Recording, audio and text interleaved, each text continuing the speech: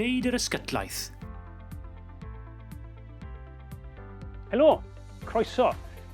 Wyn ydw i, a dwi yma i ddweud wrthych chi sut y gall ysgytlaeth syml helpu pan fyddwch wedi colli'r awydd i fwyta neu os ydych chi'n colli pwysau oherwydd salwch.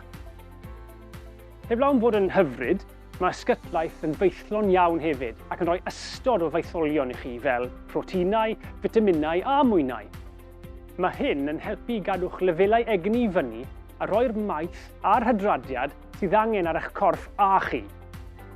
Mwyn gwneud yr ysgytlaeth, bydd angen jwg, blender llaw trydan neu wisg a llwy fwrdd.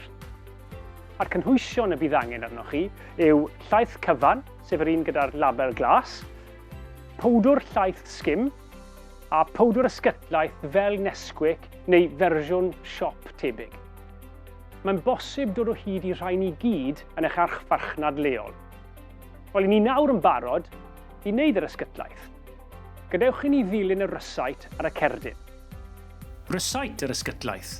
Mae angen gwneud yr ysgytlaeth i'r union rysait a'i rhoi'r person anodir ddwywaith y dydd. Cynhwysion: 180 ml o laeth cyflawn, 2 lwy fwrdd neu 30 gram o bowdwr llaeth skim o'r siop, 1.5 llwy fwrdd neu 20 gram o gymysgedd ysgytlaeth. Cyfarwyddiadau: cymysgwch y powdwr llaeth a'r powdwr ysgytlaeth gyda'i gilydd a chymysgu'r llaeth i fewn yn raddol. Cymysgwch yn dda. Powdwr ysgytlaeth a argymhellir.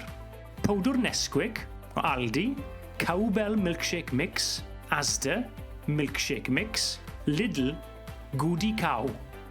Bydd angen 180 ml o laeth cyfan arnoch chi, 2 lwy fwrdd o bowdwr llaeth, a llwy fwrdd a hanner o Nesquik neu unrhyw bowdwr cyfwerth. Bydd angen i chi roi cymysgedd da iddo fe. I fi'n defnyddio cymysgedd llaw trydan, ond bydd wisg yr un mor effeithiol. A dyna ni. Mae'n flasus ac yn faith a hydradiad da i gyd mewn un diod. Ceisiwch gael 2 ysgytlaeth y dydd i roi'r hwb maeth sydd angen ar eich corff chi. Effeithiau. Mae maeth a hydradiad yn hanfodol i gynnal eich iechyd. Weithiau, pan fyddwch chi'n teimlo'n sâl, bydd eich awydd bwyta yn lleihau, a fe gallwch gael trafferth bwyta ac yfed digon. Gall peidio â chael cymaint i fwyta a yfed, ac felly methu â chael yr holl faetholion sydd ei angen arnoch chi, olygu eich bod chi'n teimlo'n sâl a'ch gadael yn agored i gymlethdodau sy'n datblygu. Enghraifft, briwiau pwyso, heintiau neu cynnyddu'ch risg o gwympo. Efallai byddwch hefyd yn dechrau colli rhywfaint o bwysau, all effeithio ar eich lles cyffredinol. Gall hefyd fod yn anoddach trin rhywun sy'n sâl ac yn dioddef o ddiffyg maeth i gymharu i rhywun sy'n cael digon o faith. Pan mae'n anodd bwyta ac yfed, weithiau mae'n brafiach cael rhywbeth sy'n rhoi maeth sydd ei angen arnoch chi yn y ffordd hawsach posib. Gallwch hefyd gwneud yr ysgytlaeth yn noson gynt, a'i cadw dros nos yn yr oergell i'w defnyddio y diwrnod wedyn. Os ydych chi'n vegan, neu os oes gennych chi ddiet heb lactos, gallwch chi wneud diod tebyg fel y byddech chi'n gwneud â siocled poeth.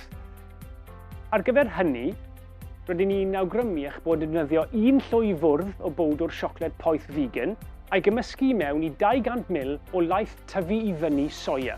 Os nad ydych chi'n hoffi llaeth, ac byddai'n well gennych chi gael diod sydd, cysylltwch a'ch ddietegydd leol all roi rysait i chi.